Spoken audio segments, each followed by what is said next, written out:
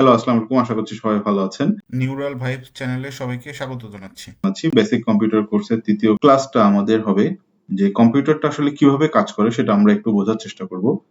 এখানে আপনারা দেখতে পাচ্ছেন যে এখানে কতগুলো কিওয়ার্ডস আছে, যেমন BIOS, post, booting, kernel, shell, GUI.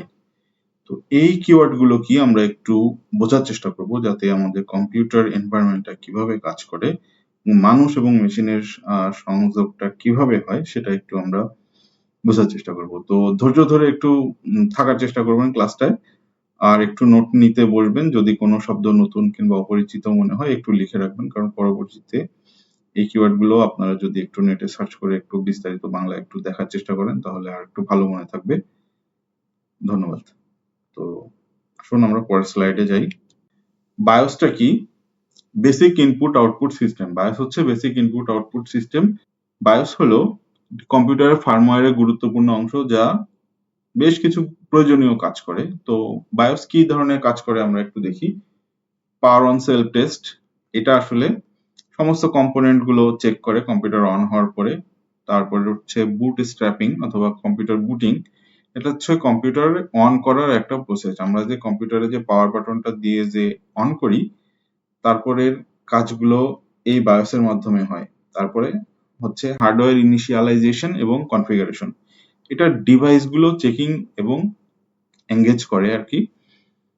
Bias setup utility, এই যে বায়োসটা আছে, বায়োস হচ্ছে একটা সফটওয়্যার, একটা ফার্মওয়্যার ধরনের, যা কম্পিউটারের যে মাদারবোর্ড আছে তার মধ্যে এক ধরনের বায়োস চিপ আছে। ওই চিপের মধ্যে এই বায়োসের কোড গুলো লেখা থাকে, যা ব্যাটারি দিয়ে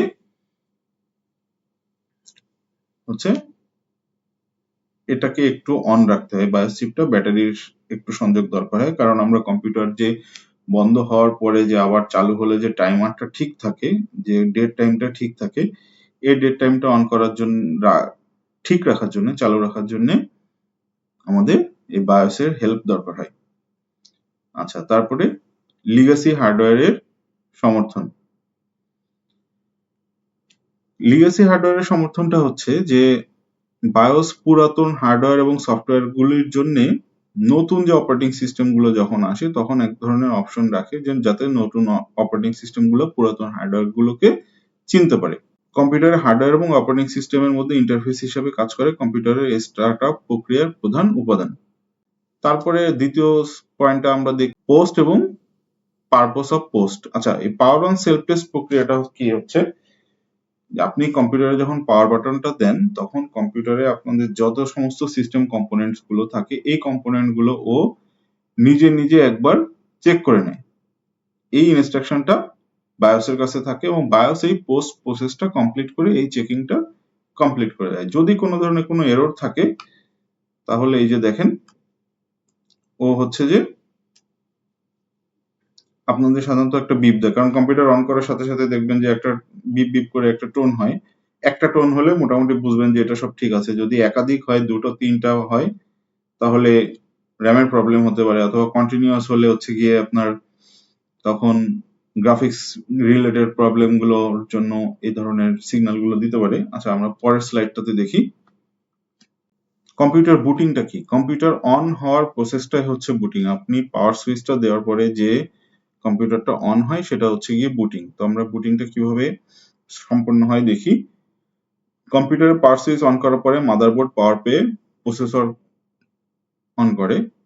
প্রসেসর বায়োস থেকে ইনস্ট্রাকশন নিয়ে কম্পিউটারের সমস্ত পেরিফেরাল হার্ডওয়্যার ডিভাইসগুলি, যেমন মেমোরি, ইনপুট আউটপুট ডিভাইস, পোস্টের মাধ্যমে চেক করে নেয়, এবং যদি সব ঠিকঠাক থাকে পরে boot.ini তে থাকা অপারেটিং সিস্টেমের লোকেশন অনুযায়ী ডেস্কটপটা লোড হয়। আচ্ছা, এখানে যে ছবিটা আমরা দেখছি, এই ছবিটা যদি আমরা একটু খেয়াল করি তাহলে এই যে ইউজারকে এখানে দেখা যাচ্ছে, সে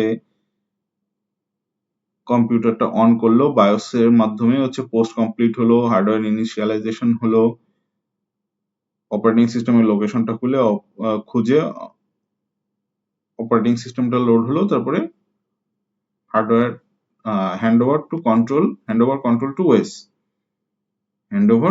টু ওএস, এই প্রসেসটা কমপ্লিট হলো। মানে আপনার উইন্ডোজটা আসলো আর কি। তখন আপনি হয়তো যদি আপনার ইউজার নেমে যদি পাসওয়ার্ড দেওয়া থাকে সেটা আপনি দিয়ে ডেস্কটপে প্রবেশ করতে পারবেন। পরবর্তীতে আরেকটা কিওয়ার্ড ছিল ওখানে যে কার্নেল। কার্নেলটা কি আমরা একটু দেখার চেষ্টা করব। কার্নেলটা হচ্ছে অপারেটিং সিস্টেমের প্রধান একটি উপাদান। এটি কম্পিউটারের হার্ডওয়্যারে সংগঠিত অ্যাপ্লিকেশন এবং ডাটা প্রসেসিং এর একটি সেতুবন্ধন।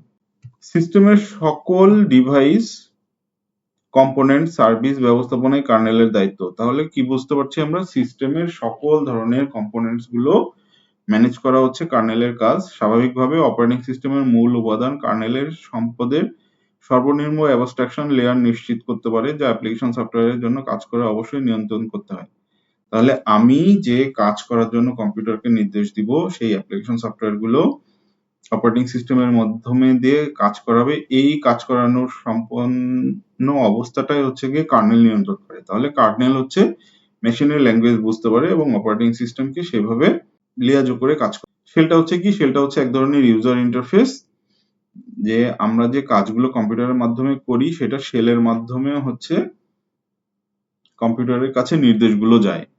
যেমন আমরা এটা দেখে এখানে ক্লিক করছি, ওটা দেখে ওখান থেকে সরিয়ে এটা ক্রিয়েট করছি, এই সফটওয়্যারটা ইনস্টল করছি, এখানে ক্লিক করছি, ওখানে ক্লিক করছি, ডাটা সেভ করছি, ফাইল ক্রিয়েট করছি। এই সমস্ত কাজগুলো হচ্ছে গিয়ে শেলের মাধ্যমে হচ্ছে করে। কারণ প্রথম দিকে কম্পিউটার যখন তৈরি হয় তখন তো শুধু ব্ল্যাক স্ক্রিন ছিল, মানুষ কিবোর্ড টিপে টিপে হচ্ছে গিয়ে কাজগুলো করতো।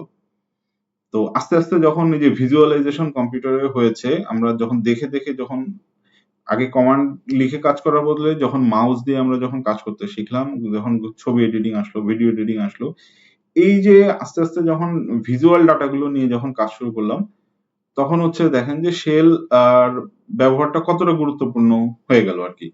তো শেলটা কাজ করছে দুই ভাবে, কমান্ড লাইন ভাবে কাজ করতে পারে, গ্রাফিক্যাল ভাবেও কাজ করতে পারে। আপনি লিখে লিখেও কাজ করাতে পারেন শেলকে দিয়ে।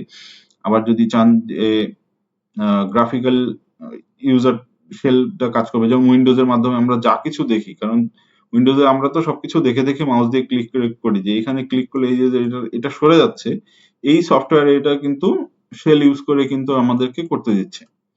আচ্ছা, তো শেলের ফাংশনটা কি? কমান্ড এক্সিকিউট করবে, আমরা যে সমস্ত কমান্ড গুলো দিব এগুলো ও ইন্টারপ্রেট করে হচ্ছে করতে পারবে। দ্বিতীয়ত হচ্ছে স্ক্রিপ্টিং করতে পারবে। Many shell allows user to write script with sequence of commands that can automate task. আচ্ছা, আপনার টাস্কের সিকোয়েন্স গুলো করতে পারবে। এনভায়রনমেন্টাল কন্ট্রোল, এখানে এই যে যে সিকোয়েন্স টাস্ক গুলো কমপ্লিট হবে এবং ইউজার সেশন গুলো কমপ্লিট করতে পারবে। সবচেয়ে শেষে যেটা আছে ফাইল ম্যানেজমেন্ট, এটা কিন্তু খুবই গুরুত্বপূর্ণ, একটু খেয়াল করে দেখবেন। User can navigate the file system, create, delete and manage files and other and directory through the shell command। আচ্ছা, শেলের মাধ্যমে আপনি ফাইল ক্রিয়েট করতে পারছেন, ফোল্ডার ক্রিয়েট করতে পারছেন, ফাইল ট্রান্সফার করতে পারছেন, এখান থেকে অন্য জায়গায় নিয়ে যেতে পারছেন এবং সিস্টেম এক্সিকিউট করে এই কাজগুলো হচ্ছে। আচ্ছা, গ্রাফিক্যাল ইউজার ইন্টারফেসটা হচ্ছে কম্পিউটারের একটি প্রোগ্রাম যা একজন মানুষকে বিভিন্ন আইকন, ভিজুয়াল অবজেক্ট এবং পয়েন্টিং ডিভাইস ব্যবহার করে কম্পিউটারের সাথে যোগাযোগ করতে সক্ষম করে। আচ্ছা, তো এই যে আমি মাউস দিয়ে ক্লিক করে এই ছবিটা সরালাম, কিংবা এই যে দেখুন এখানে ক্লিক করছি, এই যে এখানে কতগুলো অপশন চলে আসছে। মানে আপনি ছবি দেখে, ওই যে একটু আগে বলেছিলাম যে আপনি ছবি দেখে ভিজুয়ালি আপনি যে কাজগুলো করছেন কম্পিউটারে সবগুলো হচ্ছে গ্রাফিক্যাল ইউজার ইন্টারফেসের মাধ্যমে করছে। নাহলে আমাদেরকে তো কমান্ড লিখে লিখে ওই সেই পুরাতন দিনের মতন করে করতে হতো। আপনাদের সবাইকে ধন্যবাদ জানাচ্ছি এই ভিডিওটি দেখার জন্য। আর যদি কোনো প্রশ্ন থাকে একটু নিচে কমেন্টে করার চেষ্টা করবেন, আমি খুবই পজিটিভলি নিব। আর যদি কোনো মিস্টেক থাকে অথবা আপনাদের কোনো ইনফরমেশন অ্যাড করা থাকে একটু কমেন্টে লিখে জানাবেন, আমি পরবর্তী ভার্সন গুলিতে আপডেট করে দেওয়ার চেষ্টা করব। সবকিছু আসলে বুঝিয়ে বলতে পারিনি। আশা করছি ভালো কন্টেন্ট নিয়ে আবার আসতে পারবো। তো সবাইকে ধন্যবাদ জানাচ্ছি, ভালো থাকবেন।